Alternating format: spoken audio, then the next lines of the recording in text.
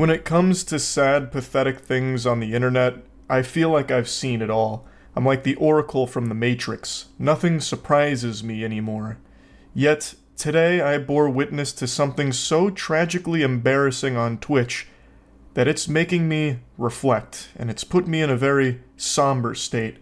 I feel as though I'm at a funeral service. A streamer invited one of her mods to hang out with her in real life, and then did a stream that was an hour and 25 minutes of agonizing, miserable, inhumane torture. Waterboarding would have felt more pleasant for this mod, I imagine.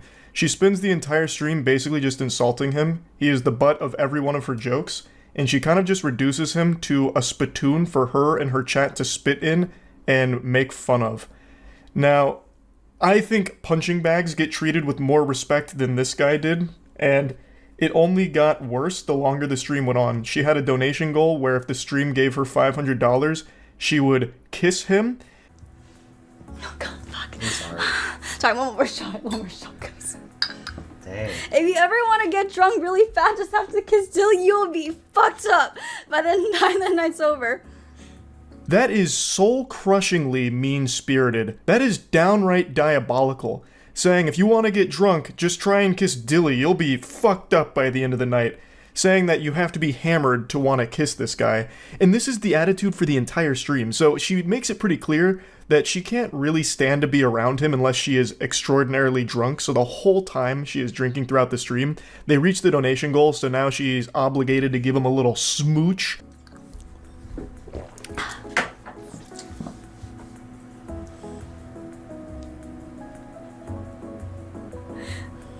Can't do it. Sorry. It's okay. Can you come closer? Okay, this close? Okay. Yes! Okay. Whenever you're ready. Can you pucker up? Pucker up! This is I have small lips. You just snotted on me. You just snotted on me. This is my allergy. You went, and the little snots went on my leg. It did? Yes. I'm so sorry. It's okay. Oh my god. Alright, come on. Okay. Sorry. I need to wash my mouth. If I was watching a hostage video where someone had kidnapped my grandmother, threatening to slit her throat unless I paid the ransom, I would honestly find that video to be less cruel and more humane than this Twitch stream I just watched. This is absolutely brutal. My heart breaks for this guy. I don't know who he is.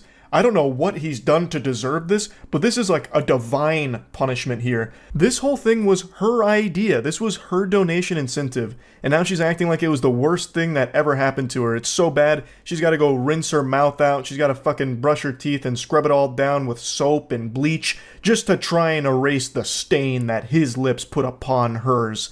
It's just evil. This whole stream is her basically just bullying this guy. Well.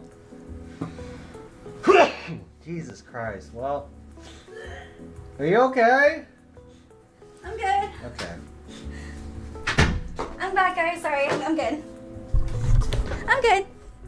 She's putting on this big song and dance about how gross and disgusting this was, when it was her idea. She's doing this just to make him feel even worse, and put on a show for her chat at this guy's expense. Like, oh, this loveless loser virgin flew all the way here, and oh, I just had to kiss him.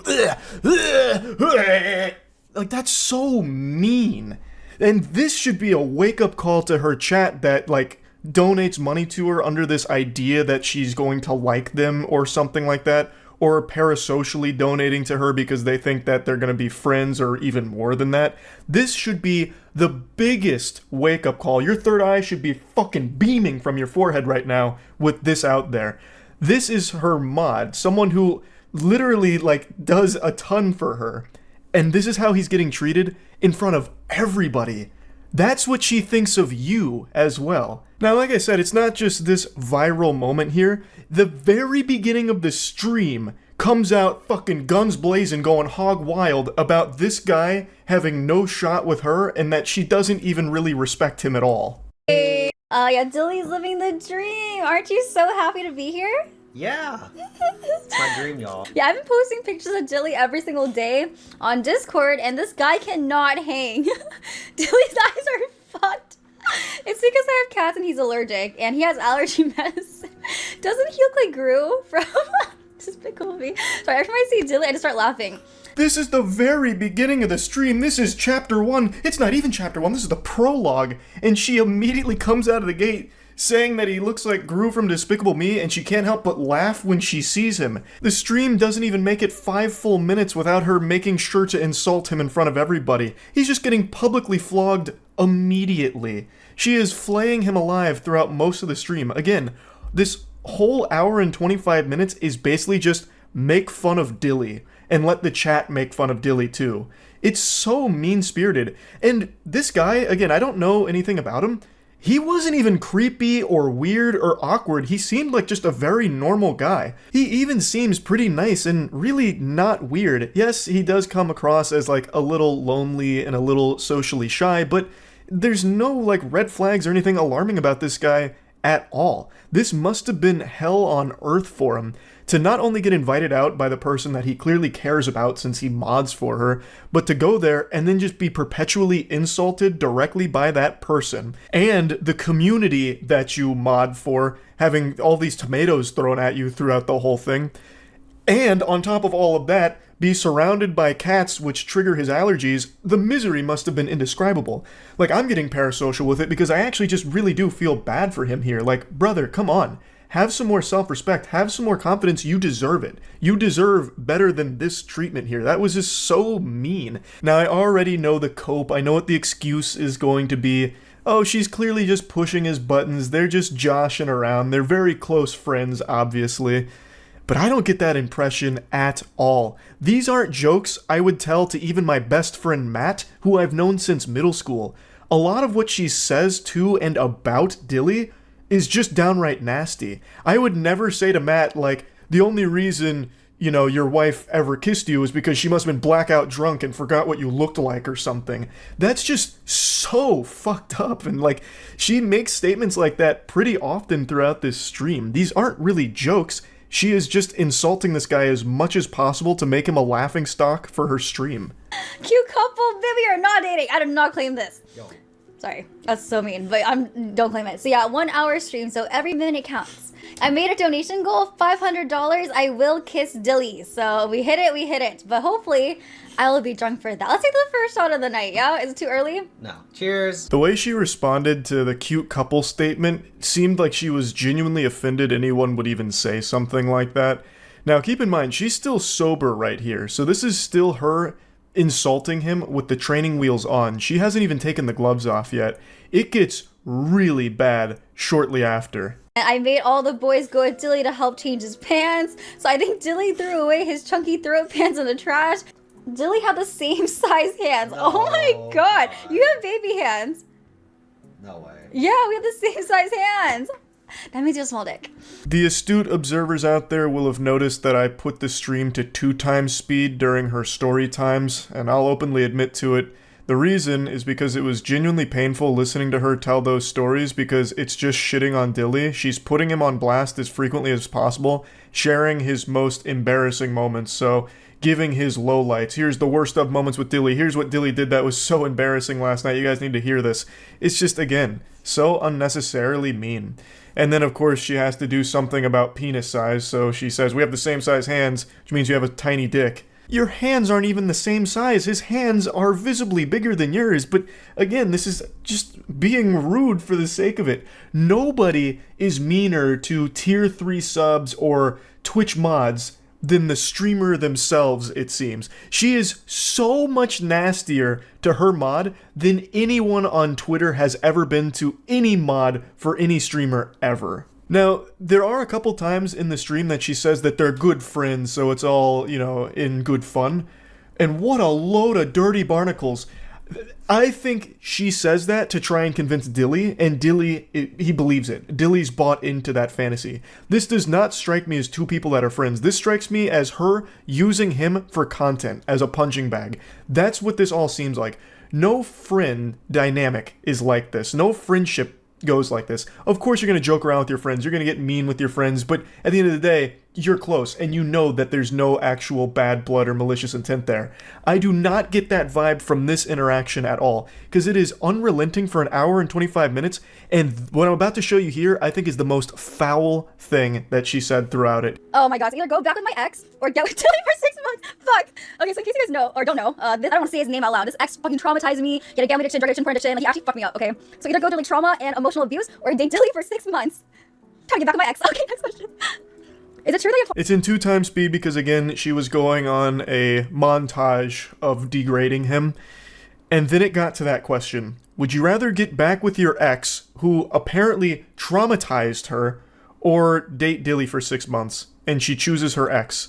And then just laughs it off. She would rather be in, I guess, this emotionally abusive situation that she called it, and be traumatized, than be with Dilly for 6 months. Why would you even answer this question in the first place? That is so fucked up. I was stunned when that came around. Like, she knows Dilly is clearly interested in her romantically, and yet she uses that as the butt of the jokes. Like, half of the stream is making it clear that she feels she is so out of his league, so superior to him, that the comedy is that people would even suggest there's a chance. So this question rolls around, and she's like, oh yeah, I'd definitely just go back with the ex. Definitely wouldn't go back, or go with Dilly for 6 months. I'd rather be emotionally abused than spend time with this guy. In front of his face, too. The guy who basically does work for you on your streams by modding, who has also now gone out of his way to hang out with you in real life, and on your stream for your content. And now he has to sit there and hear that you would rather be emotionally abused and traumatized than date him for 6 months. This guy who obviously cares about you. I can't even imagine what a statement like that must feel like to hear. And he has to keep himself composed because she's broadcasting all of this to her audience publicly. I've never met anyone that I've had any kind of relationship with, a friend or even an acquaintance, that has said something that even teeters on as mean as what she just did right there. And she did it right to the face of someone who very clearly cares a lot about her. Now, she laughs it off and moves on to the next question, and I think Dilly has been brainwashed by her into thinking that he's a good friend of hers. But Dilly, I'm just going to hit you with the cold water. Friends don't treat each other this way. She is treating you like a subhuman pile of garbage. Me personally, I would not hit. So, yeah, there is a right or wrong answer. Well, me personally... How about you rate me first? 10 out of 10. Oh, fuck, you know, I'm not ready to rate. I'm just gonna drink. That means I'm a 6. It's okay. If it was a 6, I would have said that out loud. Oh. Anyways. Again, it's just an absolute flurry of disrespect from her towards Dilly. But I wanted to show this clip here at the end because I think this is a great summation of how this whole experience went, where he rates her a 10 out of 10, and then she refuses to rate him, so he playfully is like, oh, okay, that must mean like I'm a 6. And then she didn't have to say anything. She could have just moved on to the next question, but she went out of her way to let him know that that's not the case. So she says, if it was a 6, I would have said it out loud. Anyway, just trying to take another little stab, drive the dagger deep inside of his heart here to let him know that he is beneath her. He's not a 6 to her, and he needs to know it. It's so unnecessarily mean. It's just being an asshole and nothing more. She puts him down every chance she can find. She attacks every single one of his perceived weaknesses in her eyes, and is doing everything in her power to publicly humiliate and degrade him. It is not friendly. There is nothing jovial about this whole stream at all. It is mean-spirited and just really fucking sad. Like I mentioned, there was a couple of times she tried to cushion the blows, like, oh, we're such good friends, this is all okay. And then when one of the questions during Truth or Drink is, what was your favorite thing about Dilly? She says that he's nice, and that he's like just super nice and not awkward. Those are the only couple of instances where she wasn't just shitting on him. And I think she did that because she could see from the chat that people were dogpiling onto Dilly, and it is just a really uncomfortable stream entirely. How likely is it for him to pick up a girl tonight? You want to answer this honestly? Honestly, you're not getting shit. I think maybe a girl be down to dance with you, you know? That's a win. But there's no way. I don't think you're getting any girls' numbers or going home with. I'm gonna say it's a 0 out of 10. Well, obviously, I wouldn't bring anyone back here, but I would let you. I'm a good friend, so if you wanted to bring a girl back here, you can. Wow. But I'm just being honest. I don't see it. Prove me wrong, though. You know, prove me wrong. I was perfectly content to not show you any more clips from the stream. I was just about to end the video, but then I remembered this moment, and I just had to showcase it. Even if it's not directly about her, she won't even let him think he has a chance with any girl, for that matter. None. Like, he's not even allowed to go into the club with a good mindset. They're going to a club later this evening, and they were getting hype for it. Like, chat was asking, hey, do you think he has a chance with a girl? And this was her response to it. He's not even allowed to have a good mentality going into it because she's already shitting on him beforehand to bring his self-esteem down. It's just bullying. Like, she is just a bully to this guy. It just doesn't end. He's not allowed to breathe for a second, A, because of the allergies that he's subjected to, but B, because she is constantly this miasma of hate to him. Like, it's just so negative.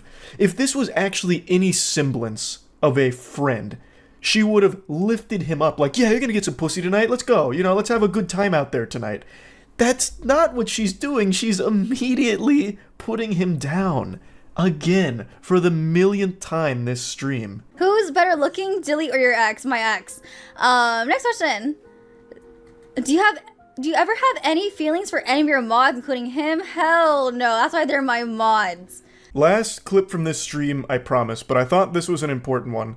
I have for a long time preached about how awful parasocial relationships are and how prevalent it is in streaming.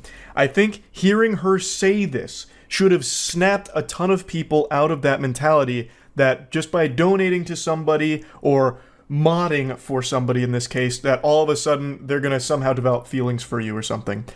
Doesn't happen. It won't happen. And that is not a healthy mindset for you as a viewer to be in. I wanted to put this here because she just says it with her whole chest right in front of Dilly. Again, per usual here for this stream. But this is actually an important lesson to learn. Just because you mod for somebody or donate to somebody, if you're a tier 3 sub to somebody, if you've been sub to somebody for years, they are not all of a sudden your best friend, and they are not obligated to fall in love with you or have feelings for you. So, tough pill to swallow for some, I'm sure, but it needs to get through. Now, all that being said, what Dilly was subjected to here is nothing shy of heinous. Nobody deserves this level of public humiliation, and I feel extremely bad for him, and I'm just genuinely wishing him the best going forward. I just had to talk about this because it is one of the downright meanest and saddest streams I've ever seen on Twitch. Like, probably ever, I think. So yeah, that's really about it. So yeah. There's a crazy clip from Pokimane's stream going viral right now that I really want to talk about, but it also made me want to speak on a story I've never told about an experience I've had that's somewhat similar to the one she describes here, at least in terms of creepiness. And, well, now I finally have a reason to get that baby off my chest here, so that's gonna be cathartic. Let's dive in. Many, many years ago, when I was like super omega active on YouTube and I was working with a lot of different editors, there was one editor in particular that I would work with a lot because his edits were really, really good, but he had one major problem, which was that sometimes out of nowhere his videos would just be like a week or two late. Months go by and he messages me out of the blue and he says, "Hey, do you have time to talk? I'm ready to finally tell you why I've been struggling so much with deadlines." In the history of the human race, I don't think there has ever been a good ending to the sentence, "Hey, do you have a minute to talk?" That always precedes the most vile shit you'll ever hear in your life. I can't even imagine a situation where you'd hear that sentence and think anything other than the most negative thing you'll ever hear is about to happen. Like, imagine you're in heaven and the Lord pulls you aside right in front of the pearly gates and he says, "Hey, you got a minute to talk?" Well, you immediately assume you're just going to hell. Like, there's just no world where that sentence ever precedes good news. Tell me why he proceeds to tell me that the reason why he would sometimes turnaround videos a week or two late is because he couldn't stop touching himself. I was trying to pick which word to use. To me, his, in a way, employer of many, many months. Stop for a second and really let that stew in your noodle. Let it marinate for a bit.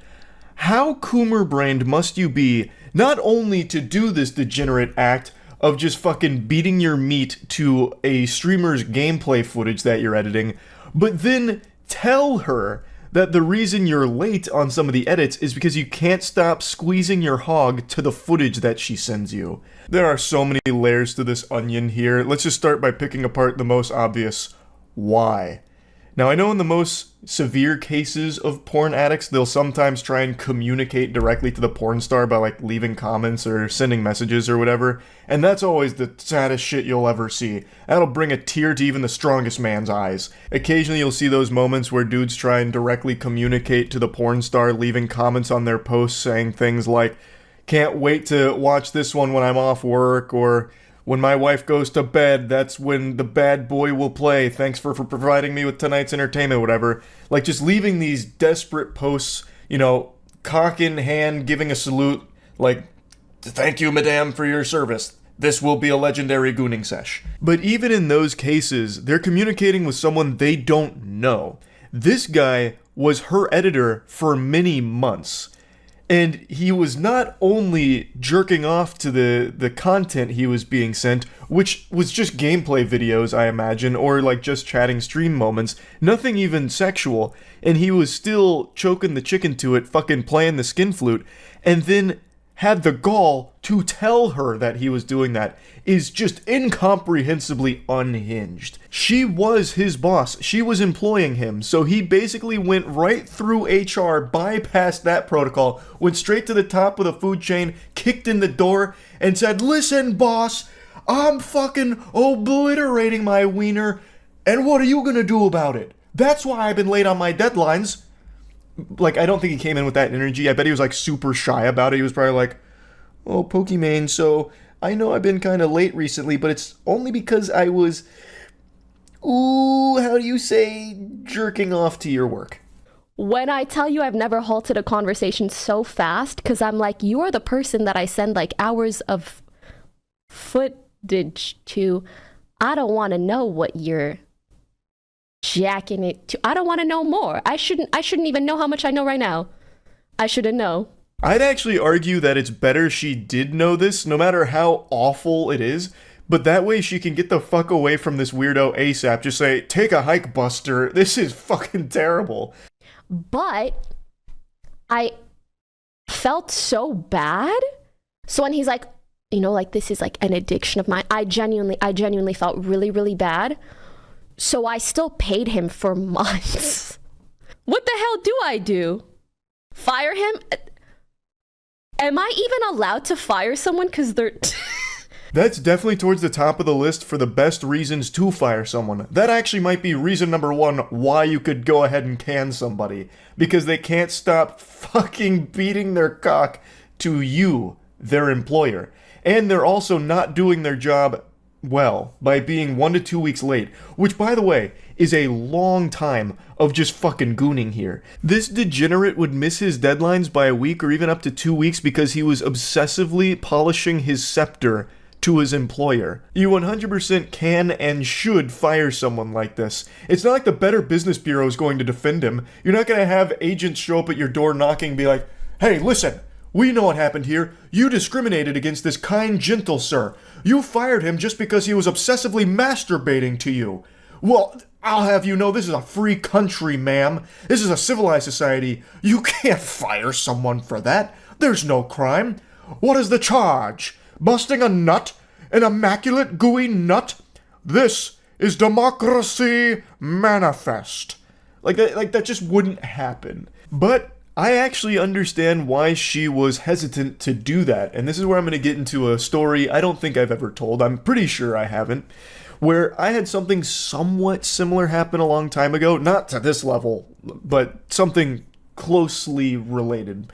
So a while back, I used to just accept any voice acting role I was offered by any human being with a pulse on the planet. If they said they needed voice lines done, I would do them for free just because I really enjoyed doing it. It's actually how I met Jackson, and if you have ever watched the official podcast, you'll know that our X-Men origin story between Jackson and I's friendship is that Jackson actually scammed me through this process.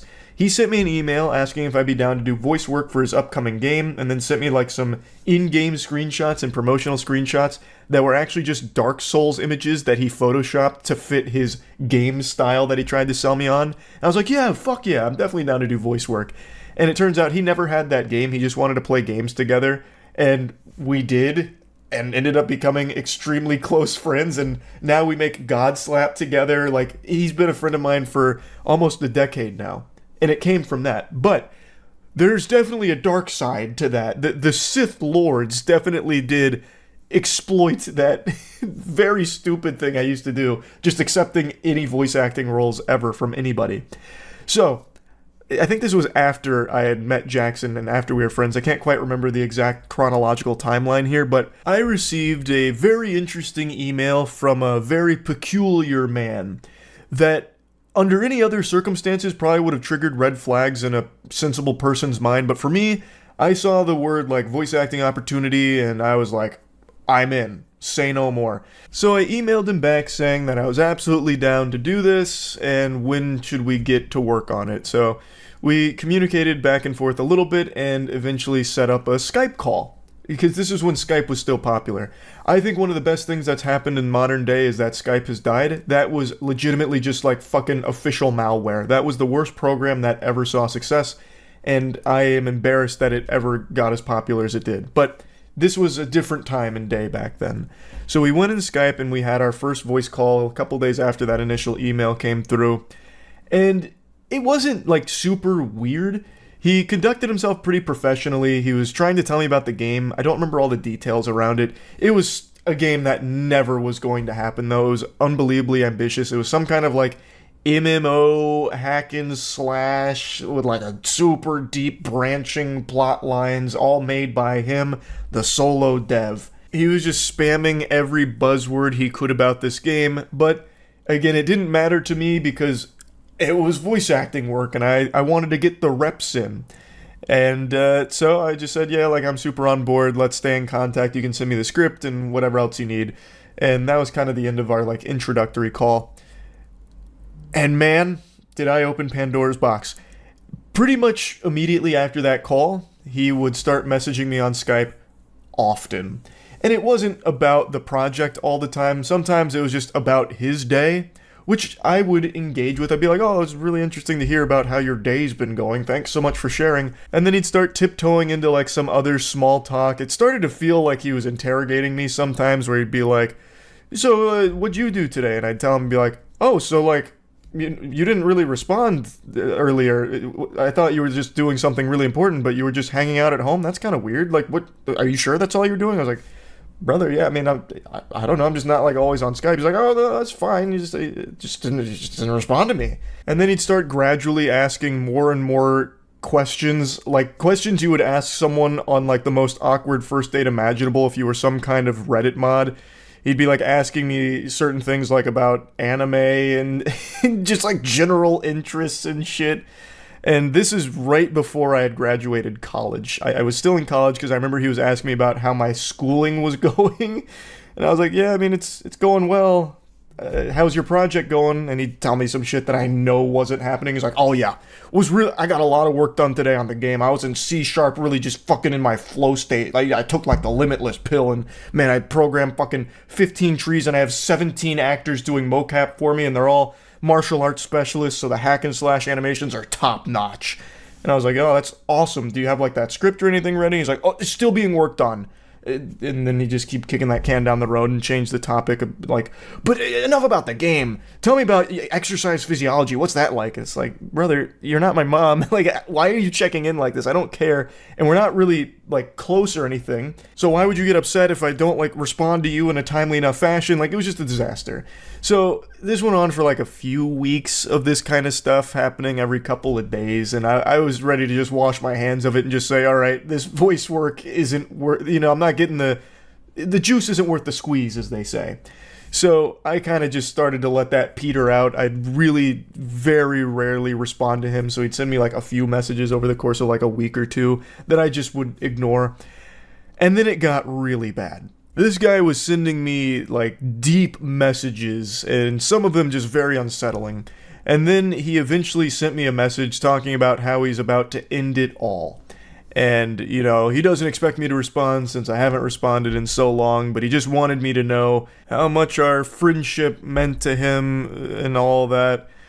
And I fucking freaked out, immediately responded to that when I saw it, and then he once again just switched gears and was like talking about my day and his day and this and that, and once again, just going down this small talk and then like interrogating me like, well, why haven't you been responding? So that I had to come up with a story like, oh, just haven't been checking Skype for the last few weeks, you know, just stuff going on. He's like, oh, okay, yeah, no, okay, yeah, I'm sure, and then getting upset and whatever. I recommended him getting like professional help, which he claimed he was doing and seeking, but it wasn't really working. The only thing that really helped him was our little chit-chats back and forth. So obviously I kept that door open, and luckily the frequency of his messages was much slower, so over the course of a few months now, the messages were far less often. So it wasn't that big of a deal, but it still just felt miserable to keep this communication open. It felt like a hostage situation where like if I didn't respond, he might do something, and it was scary. And as this continued for quite some time, he'd make threats occasionally of harming himself if I didn't respond in like a fucking speedrun fashion to one of his messages. When I got into a relationship, he sent a really creepy message about like, well, is it serious? Why is it serious? What do you see in her? That kind of thing. Like, it was all really alarming shit. And I'm not going to keep boring you with details here, but similar to how Pokimane didn't immediately fire that guy because she like felt bad for him or was like a little afraid of what might happen or whatever, it's easy to take a step back when you're not involved in it and just be like, oh, this is what you should have done. But when you're actually in one of these like really weird fucking situations on like a personal level here, it's just a little harder to do that. So I do understand that, but again, definitely the right course was firing that guy. In my situation, eventually what I did was I just stopped responding. If he did send me one of those messages, I would reply just telling him he needs professional help, and I won't talk further about these kind of things with him because I am not a professional. I'm not equipped to deal with that or handle that or help him in any way. He needs real help. And that would be how I'd respond to those messages when he sent them, and he eventually stopped. But that went on for a long time. But yeah, anyway, just kind of wanted to talk about all this. That's about it. See ya.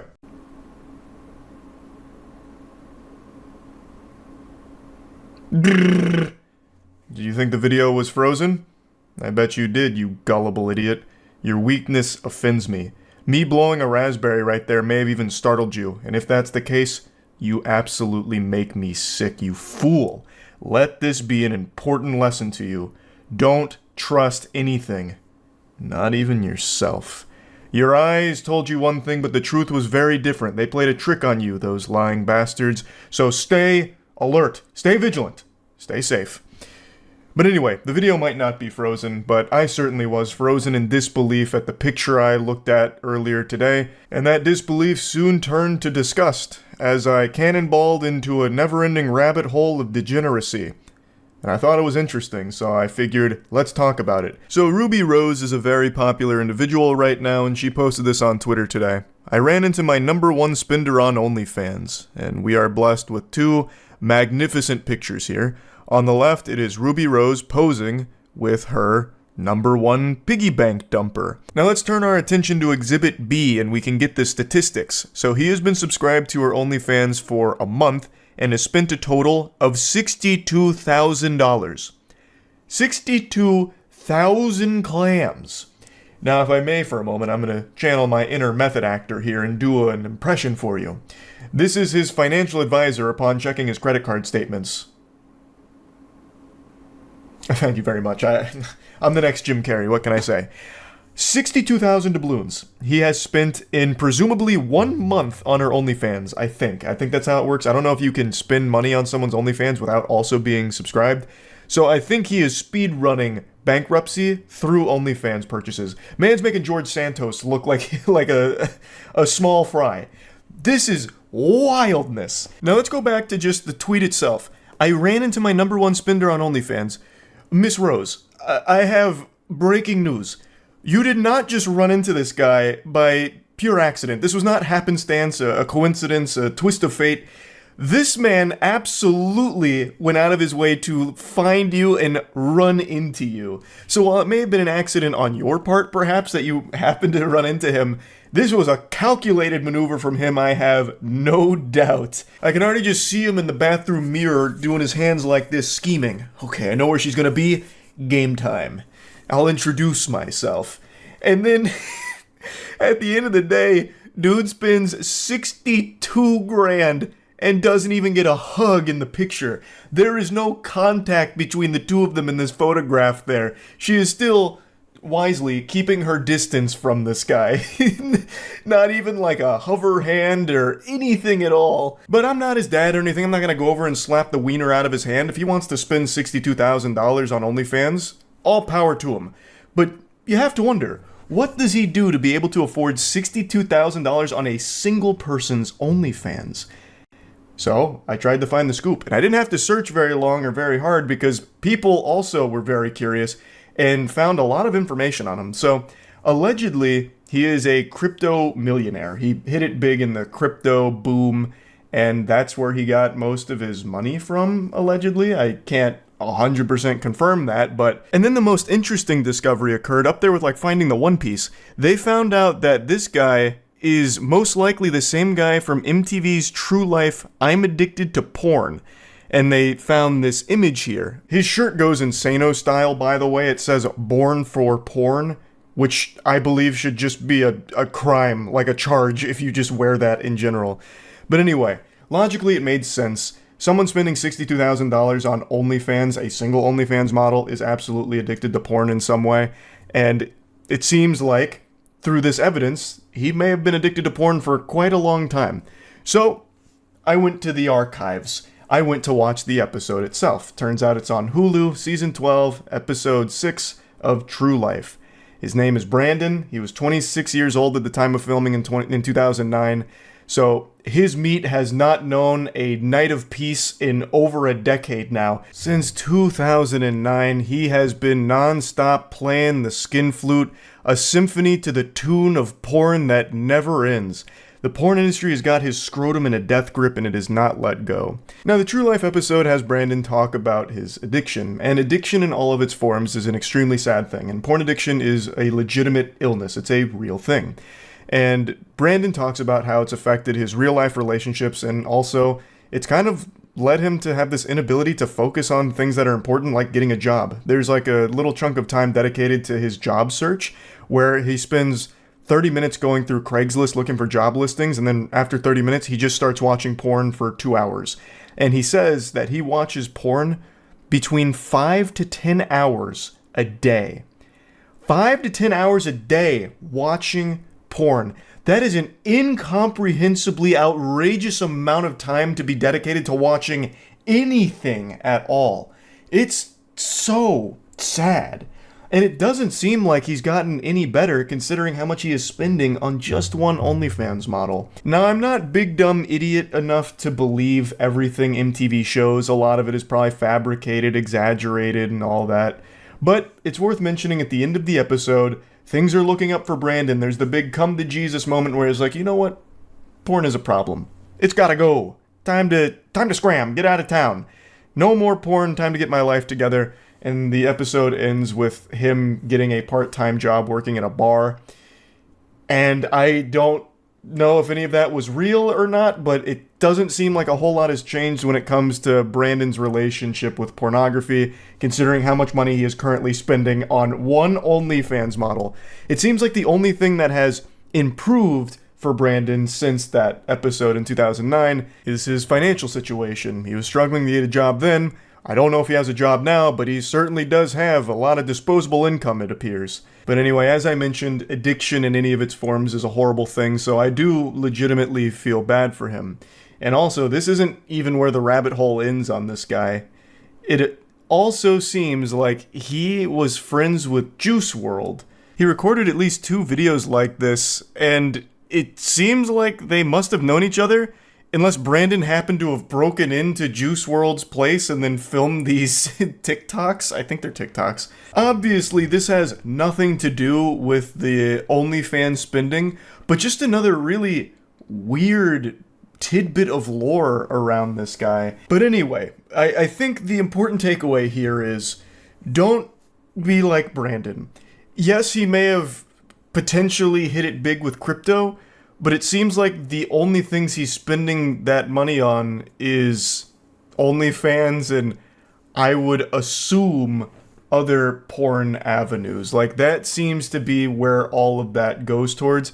I really don't know how long he can do that for. He is very much a porn addict. Even the shirt he's wearing in the picture with Ruby Rose says, "If I die, delete browser history."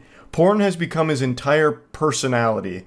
Like, it's like his whole being. And that's just not healthy at all. But you know what is healthy? Helping others. So this holiday season, we're doing what we did last year at Mana, where we're raising money for the Brain and Behavior Research Foundation. Last year we raised over $110,000. It was an incredible series of streams that we did, and this year we're looking to do it again, but adding a few new things, such as these sticker packs. So this one's obviously me, this one is Jimmy here, and this is, of course, GB. So myself, GB, and Jimmy are doing Mana Impact, and raising money for the Brain and Behavior Research Foundation, which is an organization that aims to alleviate the suffering caused from mental illnesses through awarding grants that will help lead to breakthrough research. And it's just an overall great organization.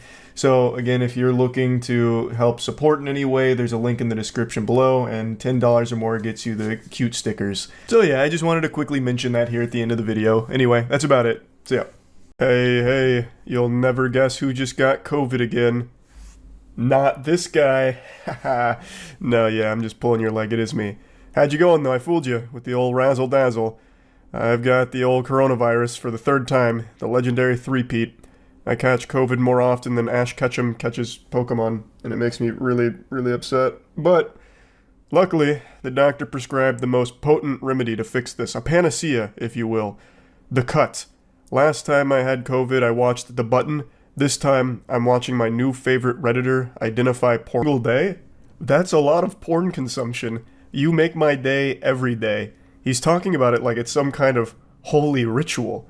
Hey, all power to you, bud, I guess. Now, he's not the only contestant here, but he's the only one that I want to focus on because he is the most entertaining. The game is identifying who's the adult movie star based on a series of questions they ask. And this guy is like the raid boss of porn knowledge. Man's got an encyclopedia in his brain for anything involving mashing piss ever dropped in the history of our species. He just used Milady in a way that, like, melted my heart. I was like, oh, shit. Like, this man, he means business. Like, he is too fucking good at this game. I think it's because he knows every single porn star in existence, so he probably walked into this room and immediately recognized who's in the adult industry, so he already knows the answer to the questions. He just does this to kind of play along a little bit and have fun. The other two contestants asked her questions, and her answers made it seem like she's definitely in the porn industry. But meanwhile, this guy's just asking her, what about the connection? And then he immediately starts doing complex algorithms in his head, making all kinds of deep calculations, and then eventually concludes, Milady, you are not an adult actress. Please. He didn't even need a question for this round. He was able to eyeball it. He is a porn savant. Instead, he spends his time rizzing her up a little bit, talking about it being the best moment of his life. It's making his heart pump so hard it's so thrilling. He goes full Shakespearean on this for a bit. You know, Milady doth made me come in me trousers. It's a little more like pirate themed than Shakespeare. But yeah, I was half expecting him to reach out for a fist bump before sending her back in line, because he knew she wasn't in the adult industry. I just love the way he speaks. He's projecting himself, like his voice, as though he's giving a class project presentation. Like he's making a speech, a monologue, if you will. Those are fighting words right there. To his face, the disrespect. He's just trying to casually flex here in front of the porn stars that might be watching that he has a penis in excess of 6 inches, allegedly. But he didn't hang hog, so we don't know for sure if it's true or not. But I mean, I have no reason to doubt him. All I have to wonder is, why is he blasting this guy for no reason? We caught just a glimpse of his true power right there. For a brief moment, his mask cracked, and we saw the devilish R-atheism supervillain lying beneath the nice guy exterior. In this moment, he is euphoric, not because of some phony god's blessing, but because he is enlightened by the size of his cock. He is the only contestant to say that she is in the adult industry, which is interesting to go against the grain like that. The others were confident that she is not a porn star. However, our main character thinks differently. Like, he is actually built different. It's like watching Michael Jordan in his prime. If Michael Jordan picked out porn stars instead of playing basketball. Like, you can't stop him. You can only hope to contain him. And you can't even contain him, because he's watching porn every day and blowing his load. This is a man who is at the top of... So here comes all the big reveals, and what if I told you our Redditor Matt actually fucking blew it? What if I told you he was so goddamn bad at this? Would you believe me? Because you should. He did not perform super well here, unfortunately. It wasn't the best showing from our boy. He's gonna have to hit the books again and start doing a little more research on porn. So they're going down the entire lineup here. The first guy... Okay, sorry. Had to blast you with that real quick. The first guy that the other dude calls Big Dick is a porn actor. So, Matt was wrong there. He did not guess that correctly. Unfortunately, he's 0 for 2 right now in this performance, and he's backpedaling a little bit here. He's talking about what he could have done differently, you know, if he had drawn up a better game plan, maybe if he had asked more questions instead of just like looking at somebody and immediately making the judgment on whether or not they're a porn actor or not. He probably could have done a little bit better, but you can't fault him for being confident in his abilities. This man is apparently, you know, jerking his meat every single day. You would expect him to at least recognize who is and who isn't based on very little, because this man he's in like the cerebro of porn, apparently, since he says, you know, porn actors make his day every day. So I can't exactly be surprised that he was this. Welcome you with open arms, buddy. I can't wait to see you down here. I also like that he's pretending to not know what a BBL is. I feel like that's become so like prevalent with people talking about it that he had to know, and he was just playing it a bit coy, which I respect. Though I do think it's a little odd that he'd open with, "Have you had any ribs removed?" But anyway, I don't know if the world's ready for Matt with a BBL. I don't know if we can handle it. I mean, that'd be like Cell reaching his perfect form. Matt being caked up for no reason on a Tuesday? Just fucking let it rip. Matt with the BBL would go insano style. You got me wrong. I got you wrong. I do not make porn. Did you ever think about it? Oh yeah, plenty of time. Now he's just speed running his shame. The guy that he belittled for saying that his manhood was not big enough to be in the adult industry because it's less than him is like, actually, no, you were wrong. I am in the adult industry, to which he gives just like a very sad little fist bump. And then the last little cherry on top is being wrong about his final guess, which is someone he thought was in the industry, but wasn't. And looking back on it, his reasoning was very, not that deep. It's just, is his cock bigger than mine? Yes. Must be a porn star. No. Absolutely can't be under any circumstances. Not the best tactics, and you can clearly see it didn't pan out super well for him. This last section here really just upset me. Everyone said their most memorable moment was meeting the Girth Master. But I have to say, that should be the second most memorable moment behind getting to meet Matt, the Redditor. Like, Girth Master's a cool name, no doubt. It reminds me of the old WWE wrestler they tried to jumpstart named the Shockmaster, who during his debut fell out of a breakaway thing, and then his Stormtrooper bedazzled helmet fell off, and he also had the worst voice changer of all time. But apparently, unlike the Shockmaster, the Girth Master is very successful. But I would argue he's not as successful as Matt. I really think he got done a little dirty here. I would have liked to see more people celebrating that they got to meet Matt. But anyway, I had fun watching this. It made me feel a little bit better, so that's about it. So yeah. TikTok's such a weird place. I'm sure most of you have seen the trend that's existed since the inception of the platform, where thirsty teenagers make those videos like, "I would be a bad boyfriend because I'd love you too much," or "You shouldn't date me because I just love you too much. You'd be suffocated with my overwhelming love." You know, shit like that. It's super weird. It's like romance to them is like it is in anime. It's just super fucking goofy. But today someone sent me a link to a guy, an Adonis, really. And I took one look at this man and I said, yeah, this guy fucks. And then it turns out he doesn't.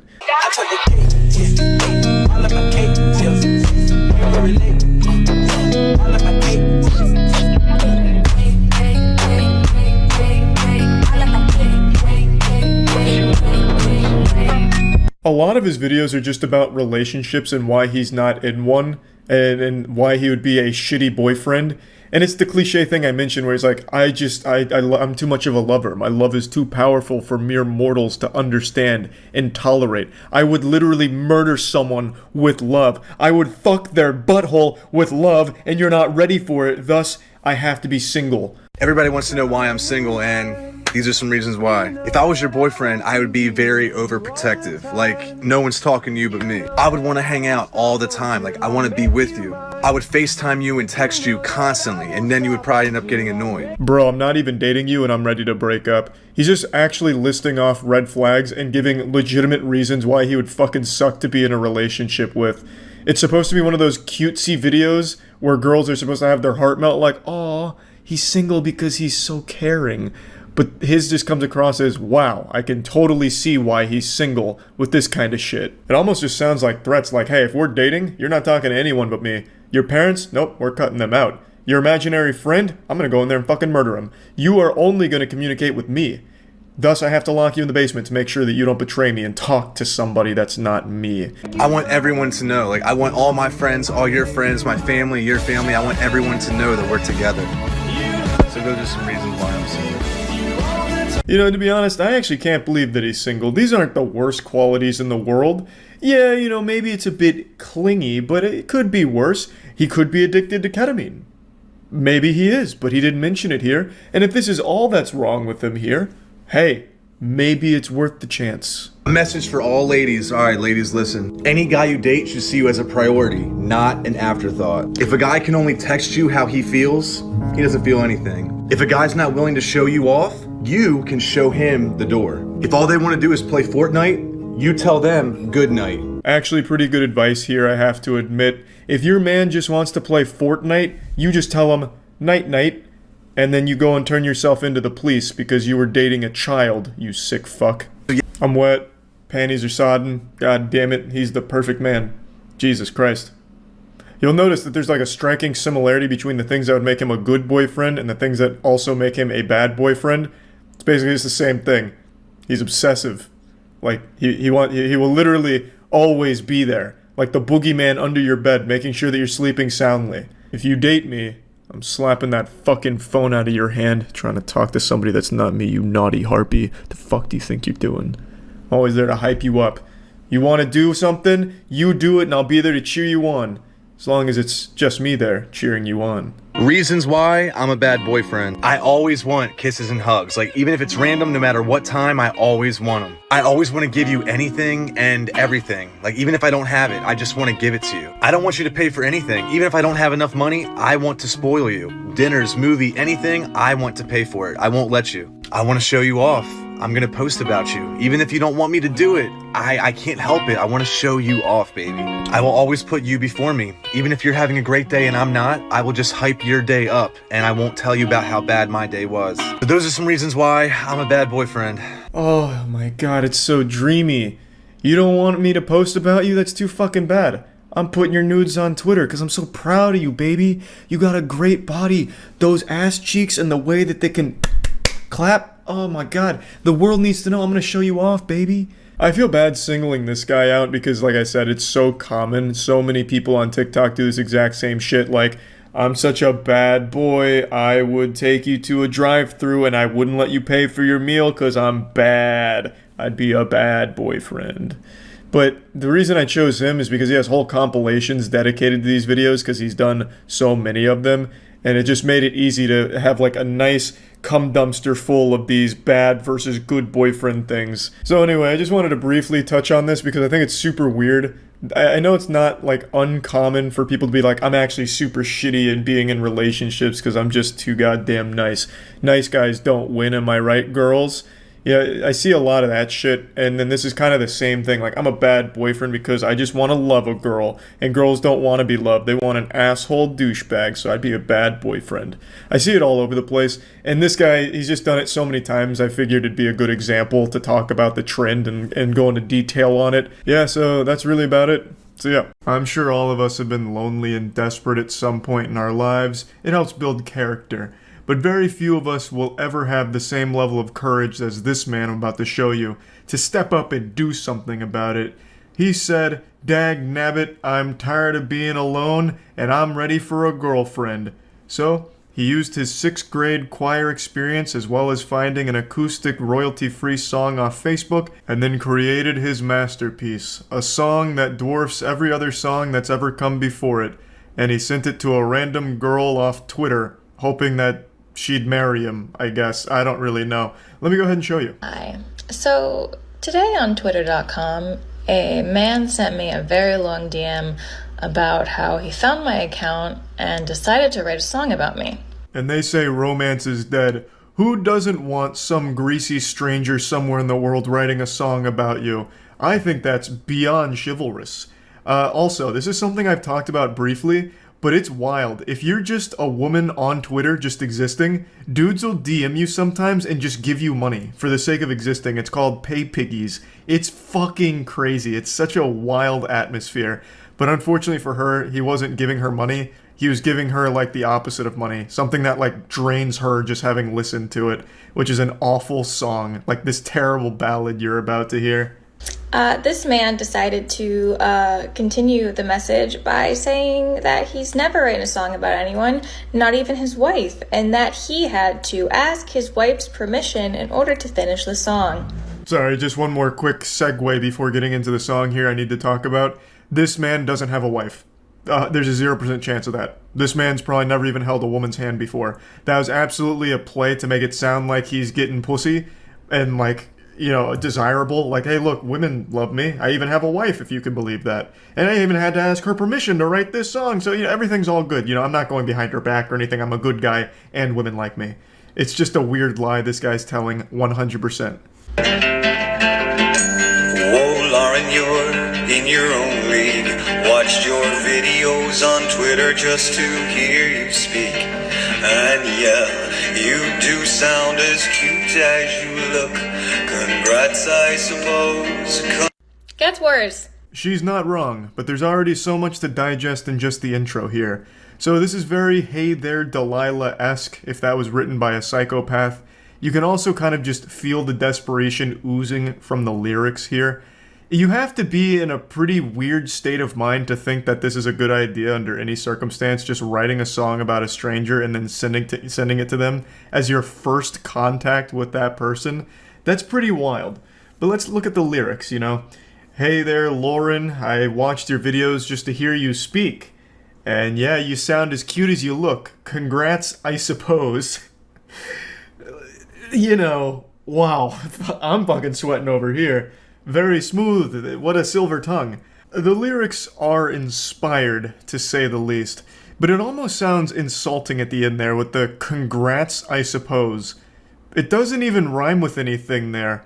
He just like threw that in as if he's like salty about it, like, yeah, congrats, I guess, you fucking harpy.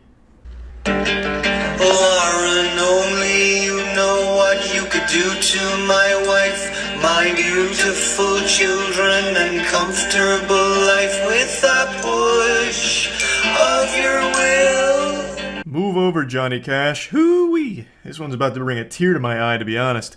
Let's go ahead and go over this one as well. A little pit stop again.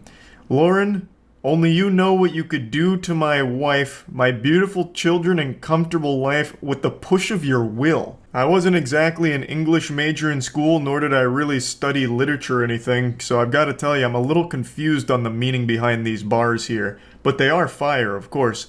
But what is exactly the meaning behind it? Only you know what you could do to my wife. What is that, like, does he think Lauren's gonna go over there and beat her ass or something, or replace her? I don't really get it. Like, with the push of her will, she could do something to his wife and his kids. The comfortable life I get, like, he'd leave behind his life to be with Lauren. I understand that. I see what he's trying to say there. But then also, let's go back to, like, the beginning here where he said that he needed to ask his wife's permission to write the song. I could see why. It makes a lot of sense why he'd probably want to ask his wife's permission when he's writing a song all about leaving her for a different woman and throwing behind their kids and his life for a random woman on Twitter. I could see why he'd need the okay from his wife for this. assuming she exists, which she absolutely doesn't. But I'm suspending disbelief trying to understand what this all means. Because I don't really get it. I think the whole message there is, I would throw my wife in the fucking sewer and leave my kids at school, tell them I'm going to get cigarettes, if you just gave me the word, Lauren.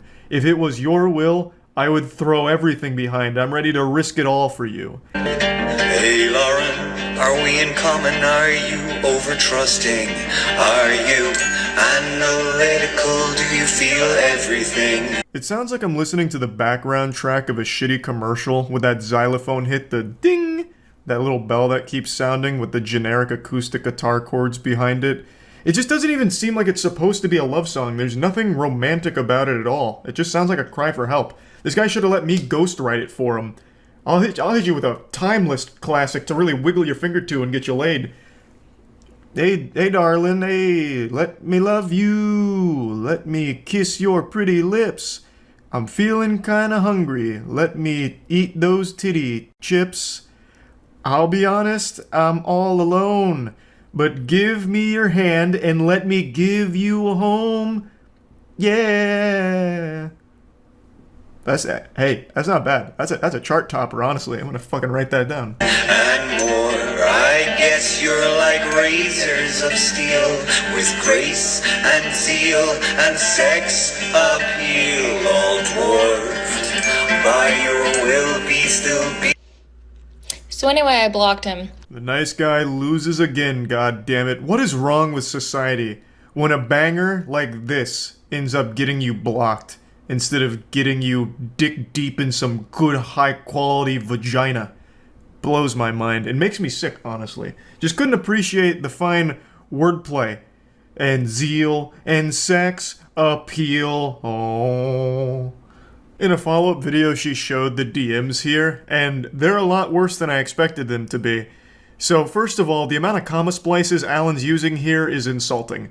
So he begins with, "We never met and probably never will, but I had the pleasure of reading one of your articles, and as one does after reading an article, I looked up the writer, in this case you, first hit Twitter, and I had a nose around your Twitter, whatever you call it, feed page, I don't know, but anyway, I got inspired by those first 30 seconds or so because you're quite, well, impressive." God, the way he writes, I can immediately picture exactly what Alan looks like. He wrote this while taking a sip of tea with his pinky out and caressing his soul patch. "So I wrote a song inspired by you, and I've recorded a demo to bring to the studio next week, and I thought it would be a nice thing to let you know. I've never had a song written about me, neither has my wife, or at least I don't think she has, but I imagine you get that all the time." Yeah, I mean, I'm sure that's totally normal. What a flex. This is going to be turned into a big song. He's going to the studio to record it. I can't wait to hear it on the radio. 98.9 delivering the hits here with, "Hey there, Lauren, I'm outside your window." He then finishes it off by saying, "My mate/business associate and emailed you pretty much the same thing, but don't know if you actually got that or if I sent it to the right address for that matter. Yeah, red wine on an empty stomach equals messy me." Jesus Christ. One thing about the song, I actually needed to get permission from my beautiful wife to actually finish writing it. Can you imagine? No.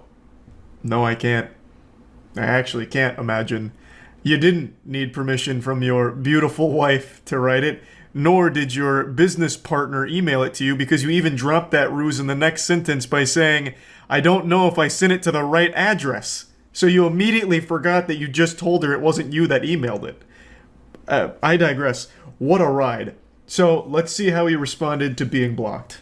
My man said, "Oh, blocked, K. Should have said this is a fictional thing, not to be taken literally kind of thing. Ah, well." Listen, Lauren, you see, you misunderstood the song. It's a work of fiction, which means it's not weird. This is totally normal, and you fucked up by thinking it's supposed to be real. But if you so happen to choose, I would actually leave behind everything for you. That's not fiction. It's, just one of those things. A little too desperate, I would say. I would say this was really swinging for the fences, and it didn't work out, which is pretty predictable. The song was trash, and the idea behind it of just writing a random song about a stranger you've never met as a way of coming on to her and flirting with her is weird. Even if fucking Harry Styles did this, it would still be a weird thing to do. Like, it doesn't matter who you are, that whole idea just doesn't really track well. So, just wanted to talk about this a little bit. If you were thinking it's a good idea to write a song for a girl you have a crush on and the girl doesn't know you exist, it's not a good idea. Let this be a lesson. That's about it. See ya. I have to talk about these text messages. I can't help it. What do you want from me? What do you want from me? I'm only human. These are extraordinary in like the creepiest way imaginable. I usually don't like to do the same type of content back to back, and yesterday I covered some text messages as well, but I can't resist the urge. It calls out to me, the void beckons, and I have to speak on these. So, the context. A lady had an old co-worker whom had been fundamentally stalking her for quite some time. Her and her husband had dealt with this individual for a while, and decided to share some of the unhinged messages that they had been sent by him.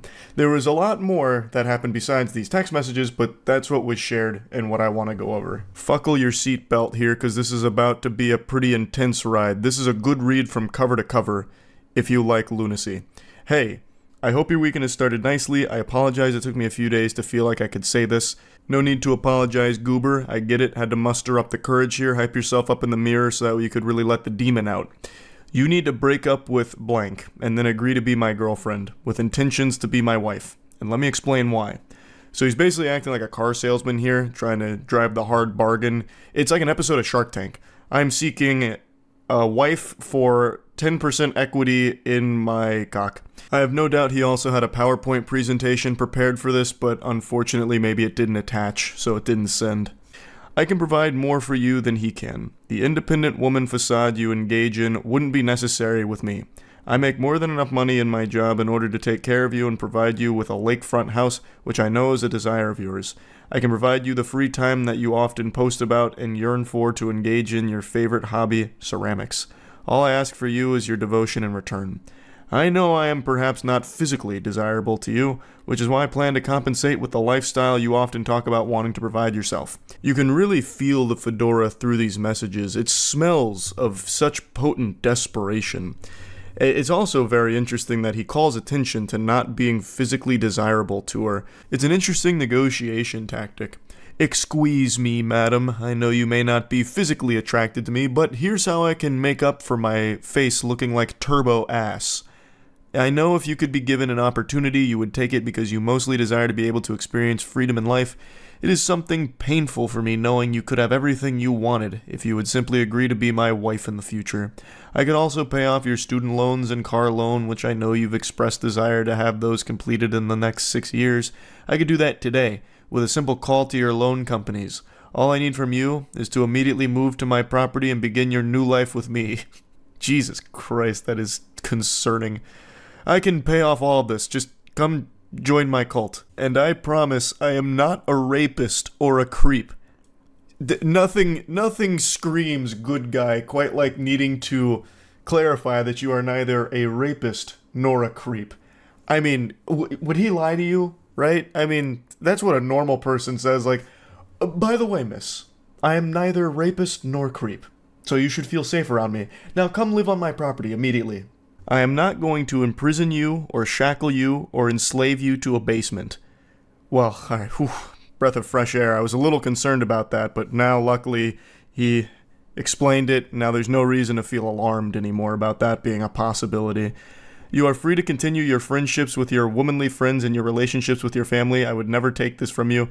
I would never force you into sexual situations you do not want to be in. I know it must sound so strange hearing this, but I feel I must make it clear to you that this is a dream opportunity that will not harm you in any capacity other than dropping your current life, boyfriend, and job, and immediately begin pursuing your hobbies while we plan our wedding. I've got a sneaking suspicion that this guy would absolutely shackle her and imprison her in the basement, but I imagine she wouldn't be alone down there. There's probably quite a few other victims that he has in that basement. This is a fucking unhinged creep. Now, it's important to mention that this isn't just some random person sending a bunch of nonsense. This is a very credible threat to the safety of this woman. So, according to the husband, they had been dealing with this individual for quite some time, and they even went to court over it. There's a lot that this individual has done, aside from just these creepy messages, and it had been a huge problem for them for a while. This is a really dangerous person to be around. I hope you're not overwhelmed. I know we have not spoken very much in the last 6 years we've known each other. I've always known you were supposed to be mine as soon as I met you on March 3rd, 2018. He's got that shit marked in his calendar as the most important day of his life. I've never once inserted myself into your life. I haven't pestered you for your phone number, and we have an occasional chat on Facebook now that we're not in the same office anymore. I've been satisfied with this level of acquaintanceships for years, and I understand that you have been with blank since 2012. I understand you were committed to him prior to us meeting, but blank, you must agree that we have something special. We share so many interests, and we were always able to have great natural conservation. When we would attend lunch together during the workday, it was an effortless and relaxing experience to share those 40 minutes with you once or twice a week. And don't think I forgot how often you paid for yourself, a trait I knew was you trying to assert your independence in front of me. Oh, the delusion. Oh, the delusion is sickening. That's an example of something I've talked about quite a bit on stream, where no matter what, there are people that will view things in an entirely different lens that make no sense. Something as simple as her buying lunch for herself was interpreted, misconstrued by this fucking menace as her trying to assert her independence in front of him.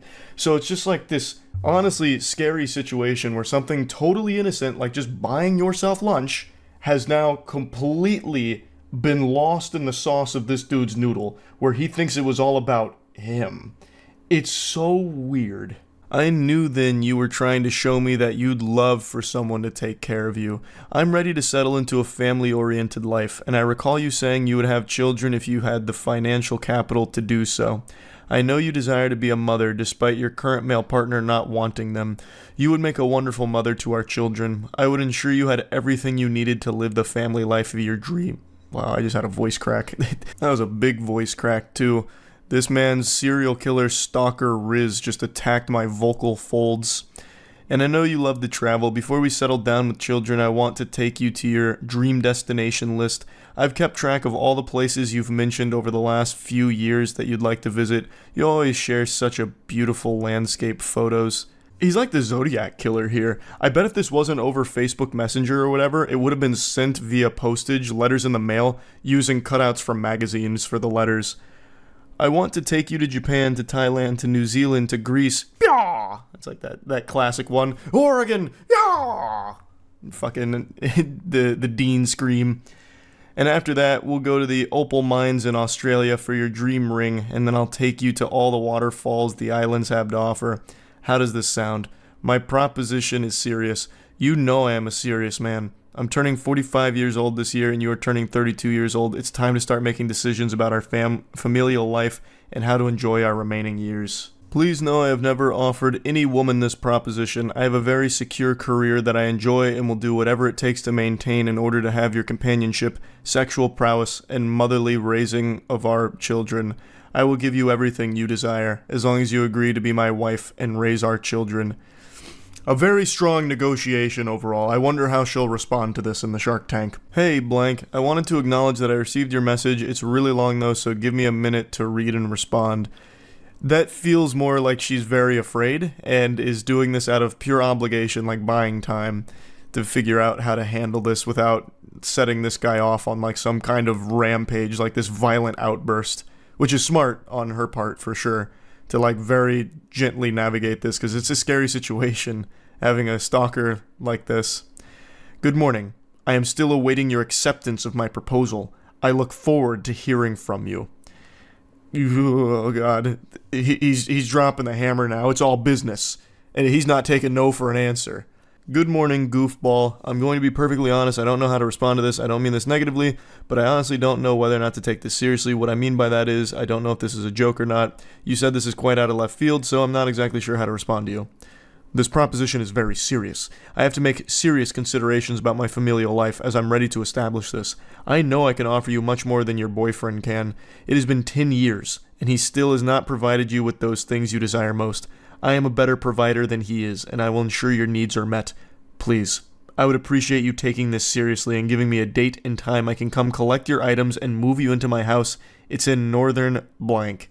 This guy is already convinced that it's a yes, and now he's just trying to figure out when he should schedule the college hunks hauling junks to come collect all of her shit to move in with him. So now she fully responds to this. Surely you have to understand I can't agree to something like this. My life is my life because I've built it this way. I am not a damsel waiting to be rescued. While yes, I would enjoy an easier path to achieving the lifestyle I want, I don't mind working for it, and frankly, I'm insulted that you perceive my career to be a choice I'm settled to because I have not found the right man. Most importantly, it's another level of egotistical to assume I would dump an 11-year relationship in an instant for a fantasy pipe dream of yours. I mean this seriously. I'm not interested in your proposition. Trading my life for materialistic items and to be breed mare is not something I ever intended to do with my time. I don't know you. You don't know me. You have a limited glimpse into my life through my social media posts. What you see online represents a fraction of who I am as a person. We were co-workers and nothing more. I made this very clear to you in the years we worked together. I was in my relationship prior to even working with you. Yes, you're right, you never crossed that boundary, but instead you spent the last 6 years building a fantasy and dream life in your mind in which you think I would trade my value as a human being for a lake house and free time for pottery. I'm not sure how you became convinced this would be enough to make me leave the life I have built, but I need to assure you it's not. Please do not ask me this again. I am not interested, nor will I ever be interested in being your wife and child bearer. So she lets it all hang out here. She pulls no punches. She sets the record straight and says it right to his face. Well, as close to his face as anyone will ever come through text messages here. Breedmare. Now, there's no need to insult me. I am not propositioning you to live in solitude and to raise children alone. I want a family. I want you to be my wife, specifically, and I want to build a family with you. I thought you were intelligent enough to understand how great of an offer this is. Buddy, she is intelligent enough to recognize that her life would be in danger saying yes to you, you absolute maniac. You fucking weirdo. She is extremely smart to say no to this, as pretty much everyone on the planet with any level of survival instincts would. You're weird. You're dangerous. You're creepy. You're a stalker. Everyone's going to be saying no to you. I know you're primarily saying no because you don't find me physically attractive. If I looked better than your boyfriend, I have no doubts you would emphatically tell me yes.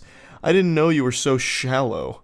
Oh, now he's going full nice guy mask off mode, even though he wasn't really putting up a nice guy persona in the first place. You would learn to be physically attracted to me just as I learned to be physically attracted to you after you gained 60 pounds. You look much better when you are staying in the 150 to 200 pound range, yet I never said a word to you about the fact that you gained so much weight because I realized you were perfect otherwise. I realized your looks didn't matter when your soul is what I wanted to spend time with. He probably wants to suck her soul out of her body like Shang Tsung. Like, this is a threat to her life, and she is absolutely making the right call, trying her best to get away from this guy and shut it down as hard as possible. It is simply a trade for a house and free time. Oh, the barter method, of course. I am offering you the very thing you constantly talked about and post about, the freedom to enjoy your existence without stress and anxiety. There would be more stress and anxiety with you because you are actually dangerous. It'd be a constant, guessing game of whether or not she's going to survive through the night under your roof. This guy is fucking scary. And he makes it seem like so simple. Simply in return, we are married and have a family together. Yeah, I mean, that's small potatoes. That's nothing. That's no big deal. It's a great trade. You get a house and you get the weirdest man in the world. A win-win. You would learn to love it because our home together would be so peaceful and joyful. However, perhaps you're right, and you are not the woman I thought you were. You're attracted to a low-life loser who filed bankruptcy at 25, hid his credit card debt from you. You pay his bills while he job hops because he doesn't know how to stay at a job for longer than a year. You cried constantly at work and had panic attacks not knowing where the money was going to come from. And what did you do? You worked a second and third job to make ends meet while he piddled away at putting in applications and not manning up to do what he needed to do.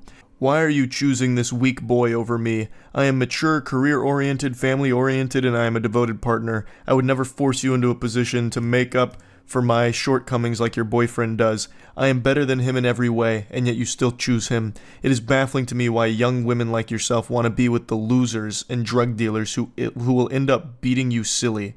Keep in mind, this is coming from the same worm, the same specimen, who had to assure her he's not a rapist and wouldn't imprison her and shackle her.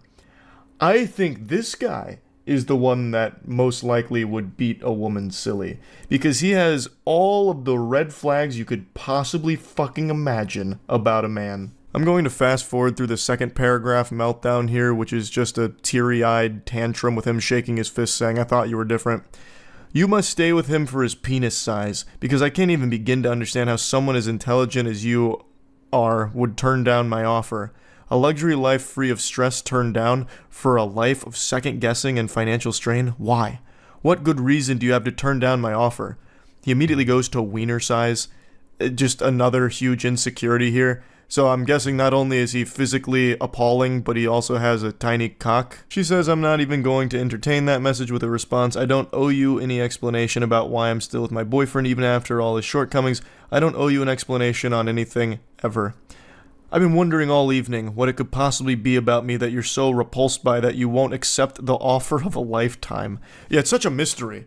What about this perfect gentleman here and scholar would she find repulsive? I'm racking my brain and I got nothing. I have no idea. What could she possibly not like about him? He's such a doll.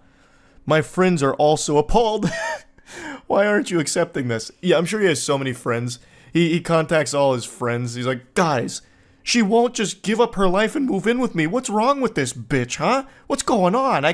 Huh? Is she crazy? She's crazy, right? It's not me. I'm not the problem, right? I didn't think so. It's definitely her. It's everything you have ever wanted, and you're turning it down still? Why? You owe me an explanation after I spent years ensuring I had enough to offer you. That's really scary. If this guy's whole motivation for, like, working hard, grinding, and, you know, getting money is just to try and act on this fantasy delusion with a stranger, that's unhinged. Well, all of this is unhinged, but that one's even wilder because, again, they're not close to each other. They're still pretty much strangers. I'm starting to get very upset by your actions. You have one more chance. Anything less than an emphatic yes will not be accepted. So he tries to, like, bring it down, an ultimatum. Last chance. This is the last ball game pitch here. It's got to be a home run yes, or I'm out. I'm sure this will come as a huge surprise to all of you watching this, but she still said no. In the most polite way possible, fuck off. I don't owe you shit. I'll be blocking you now. Have a great rest of your life. I waited all day to see if your little conniption would resolve and you'd come back begging me for this opportunity. But I see you've decided to block me on Facebook, but too stupid to also block me on Messenger. At least for now. He's now fully in his villain arc. He put on a trench coat, sunglasses, and he's doing this while typing. I see you've blocked me on Facebook, but not Messenger. For now. I cannot believe I allowed myself to become entangled in the idea that a beastly fat woman such as yourself would actually choose to settle down with me. I can do so much better than you, and yet here I was offering you a way out of your wretched life. We both know you're settling with blank because you're too lazy to lose weight and make yourself more attractive, and you've trained him to be okay with your fat. I was willing to let your fatness go to the side because I knew if you had free time, you'd lose the weight and retain a more attractive figure for our relationship. I'm embarrassed I've spent so much time preparing for this moment and was wasted on a fat whore who doesn't know when she has struck gold. I truly thought you were different, that you actually wanted a nice man to be with. I see I was dead wrong. And she says, you can literally suck the juices out of my fat blank and choke on them, you absolute troglodyte. So at least there's a happy ending here. It ended on a positive note for both parties involved. So this guy did end up doing the quintessential nice guy sign-off, that standard song and dance of, you know what, I'm better than you. I should have never wasted my time with you because you're fat, and you're a whore, and you're chunky, you're chubby, and I hate you. You're tacky, and I hate you. You're fat, and I'm a nice guy, the nicest guy you'll ever meet. You blew it. You blew it. It's on you, and you should feel bad. I'm not crying, you're crying. That's where the text message journey comes to a conclusion. Like I said, there was a lot more outside of text that he did, but I only wanted to focus on the texts. Hopefully they don't have to deal with this individual anymore going forward, and yeah, that's about it. See ya. Online dating's pretty tough. I remember when I was a single man using Tinder, my go-to line was, do you like Brendan Fraser movies? It worked to tremendous success. It was like a real-life cheat code for getting laid. But I understand not everyone's going to be as suave as I was. However, I'd argue nobody has less game than the guy I'm about to show you. This should lift your spirits. If you ever feel bad about yourself, like, damn, I suck at online dating, just know you'll never be as bad as this living, breathing organism I'm about to show you. For those that have been around the channel for a while, you'll know that I've always enjoyed reading horrible flirting as well as just really disastrous like romance attempts online. I used to have a whole series going through Facebook flirting, which is where I learned about, you know, bitch lasagna, as well as also a line I still use today, put your ass in my asshole, baby. Things like that. I've always loved it. I don't really make content around it anymore, but today I had to come out of retirement. I had to dust off the old championship belt here for this one because I saw this on Reddit and I was smiling ear to ear. It is so bad. So this is where our journey begins. Now, again, this was posted to Reddit, so there's like a 90% chance it's fake. But god damn it, I'm gonna suspend disbelief and just enjoy the ride. Now, of course, I'm not an expert here. Rick wouldn't call me into the shop on Pawn Stars to check the authenticity of this piece, but there are countless of very real examples with pathetic dudes that go just like this. So, there is a good chance it's real. So these two have been talking for a little while, and my man comes in with the clown shoes and asks, "Are you on birth control? I know it's a personal question, but kind of important to know." And then they say, "Okay, I'm canceling Wednesday." This could have gone better. This is suboptimal. This is a rough start right here. If it was a speed run, this would be a reset. This is about as bad as you could expect. He immediately ruined the date that they had planned by just immediately going full hog and just sending it. And from there was no recovering, and it gets real bad. He does not handle this super well. There was no grace or elegance. "Lol, I'm kidding, dude, relax." He's just, it's just stand-up comedy, honestly. He was practicing his material. Why are you overreacting? "I'm uncomfortable with these jokes." "Okay, sorry, I'll stop." "Okay." "No, I'm still canceling it." And now we get into his Joker arc. "Well, that's really your loss for being so uptight, but okay. I'll just go to work and make $900 in 12 hours. Really? You're overreacting. Seriously? And you wonder why you're single? Yawn. Still waiting for your reply. Lol. I actually had you double booked with another girl, so I'm kinda happy you decided to be a psycho. You sure you want to cancel it?" This is a full roller coaster worth of emotion here. This man's hitting all 5 stages of denial within 6 text messages. This shit goes insano style quick. So let's break it down piece by piece. You know, at first it's like, okay, you're missing out on a catch. I'm the perfect guy. I'm a real fucking man. Check my KD in Fortnite. I'm nuts. And you know what? Fuck you. I'm just gonna go make $900 in 12 hours at my job because I'm pulling fat racks. I've got stacks on stacks. Like, I'm kind of nutty. I'm one of the wealthiest men in the world, in fact. Then you can see panic start to set in when the money play didn't pan out. I'm guessing like 5 minutes had passed and he was already hyperventilating and breathing into a paper bag to calm himself down. So he tries to like put it on her like something's wrong with her. She's overreacting. Why are you just freaking out over nothing? It's like that scene in Airplane with that girl who's like afraid of flying. So they start like shaking her. "Hey, get a hold of yourself. Come on, get a hold of yourself. It was just a joke." So then he goes right into his bad boy mode. He puts on his sunglasses and trench coat and says, "You know what? Actually, this is good for me. I double booked you with another girl. So the fact that you're psycho is helpful for me because now I can just go to this other girl. In fact, I was just trying to have like 10 girls to have sex with on the same day, and you were just one of the many. So it's not that big of a deal. But are you sure you want to cancel? Like, I'm totally telling the truth, but are you like sure you want to cancel?" I love that attempt. It's like, I'm so desirable, actually. In fact, I totally forgot I'd already had another girl that I was going to fuck this day, so it's fine. And then has the audacity to call her a psycho. And I love the way that he says it. I double booked. This man has clearly never actually had a date in his life. It's like he's just penciling it in on a calendar as if it's like a part of his job. Now we make a transition into Act 3 here, into just full-blown neediness and scary obsession. "Please call me, please. I'm at work, dude." Lol, I know. I'm just being incredibly annoying to show you how most guys act. So maybe you'll realize I'm not that bad. "So I'll see you Wednesday?" That doesn't even make sense. You were fine until that joke. This is a Hail Mary. This man hatched the ultimate plan. So after he realized that by begging to be called back, it was a bit much, a rare moment of self-reflection, he's like, okay, yeah, it's a bit weird. So then he's like, how do I get out of this now? I've got it. I was actually just pretending to be needy and obsessed. It was called acting. I was actually just doing this to show you what most other simpletons do, not a sophisticated, nice guy like me. So I'll see you Wednesday, right? Dude, I was kidding with you. It's a joke. You do know I'm a doctor, right? My brain thinks at a much higher level than yours or the average person. It wasn't even sexual. It was a joke. And I said if you don't like those type of jokes, I won't joke like that anymore.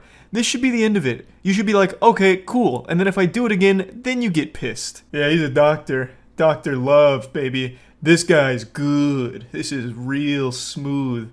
I have to imagine he's not actually a doctor. I mean, maybe fucking Dr. Evil. I have no clue. But regardless, I love that he's like, I actually just have such a galaxy brain. I'm thinking on a totally different level than you and all of these other plebeians. I'm just too fucking smart. That's my curse. That's the burden I bear. I'm too intelligent, which is why I made this joke. And the joke is a thinking man's joke. It's actually an anti-joke, in fact. You know how there's like matter and antimatter? This is an anti-joke, and now I'm explaining it to you so you don't have the right to get mad about it. You see, you're just wrong for getting upset about it, and it's because I'm so much smarter than you. And I understand that it's not your fault for being fucking stupid, but just know that since I'm a doctor, I know what's right and what's wrong when it comes to joking. You off just get pissed right off the bat and be all rude to someone. That's a major turnoff, and just know. Yeah, she was the one being rude. She was nice enough to give you like a warning that she's canceling. She's like, hey, you're a fucking weirdo and I'm canceling. She could have just said nothing and not showed up on Wednesday, wasting your time by going there. And you just sit there all fucking soft cock in hand waiting and just not even getting a response. But she was nice enough to like cancel to your face. Like, that's far more than you deserved. Okay, so rant over. Are we cool now? Yeah, I think things are good now. I'm reading the room and it looks like he may have solved this problem here and fixed everything. You just talk shit to me. All I said was I'm canceling it. I didn't do what did talk shit to someone. What? Those are not coherent sentences. Of course I'm talking shit to you. You just flaked after I asked for that night off. Do you know how hard it is for me to get a night off work? Continuing further, let's just stop this childish nonsense. I'll see you Wednesday, right? This is that shit, don't take no for an answer, which I think is honestly the worst advice you can ever give someone. No is like the most important answer you should accept. By not accepting no's, you're just gonna go to jail at some point. Like, you're just asking for some kind of awful thing to happen to you. Like, no is an important thing to recognize and respect. And then they respond, you do not need to criticize my sentences. Change of mind and telling you about it doesn't really make it flaking. I was upfront. You said you already booked another date with someone else. Go enjoy it. I don't know why you're trying to with me, especially since you think so little of me already. Man's going full-blown car salesman. Just meet me Wednesday. I'm sorry, okay? Just will not drop it. There is no chance she shows up on Wednesday. This is coming across like an actual serial killer now who's just scratching at his neck for his next victim. Like, he just cannot help but just keep saying, you're coming Wednesday. I know you are. You're gonna meet me here Wednesday. Call me immediately. I'm at work. I'm not going to take the call. Okay, then we are meeting Wednesday, right? Are we cool? I feel like she might be talking to King Ghidorah here, just three separate heads all talking at once and all having different thoughts. One of them is just a fucking android that can only say Wednesday. One of them's just like a spiteful lunatic who thinks that there's some galaxy brain intellect that can't help but shit on her. And then one of them's just like a lobotomized zombie who just constantly just keeps asking, are we cool? Are we good now? It's wild, like the swings this guy goes through on these text messages here. Then he goes all in saying, look, my mom recently died, okay? So I'm kinda not really in the best place to be messed with. So if you could understand that would be great. Please, dude, please answer me. Can you please stop being immature and call me? Now, admittedly, she was being very immature about this whole situation by not understanding such level-headed remarks from a gentleman like this. It really was her being immature, clearly. And I also can't help but respect the actual Xbox Live tactic of saying his mom died. That is unironically 2005 Xbox Live shit right there. Like, your mom's a whore, mom's dead, and it's supposed to be like the checkmate. He actually tried it. It's like, oh, mom's dead, so now you have to excuse everything I've said, and you have to go on this date with me. I'll see you Wednesday, right? Come on, stop being immature. So yeah, anyway, that's where this story wraps up. Hopefully, if some of you are shitty at online dating, this will help you feel a little bit better and maybe help you improve in that respect in some way. Hopefully, none of you are as bad as this guy or anywhere close, but if you're just kind of, awkward and uncomfortable when it comes to conversations via text, maybe this will lift your spirits up a little bit, because you're probably not as bad as this guy. Anyway, that's about it. See ya.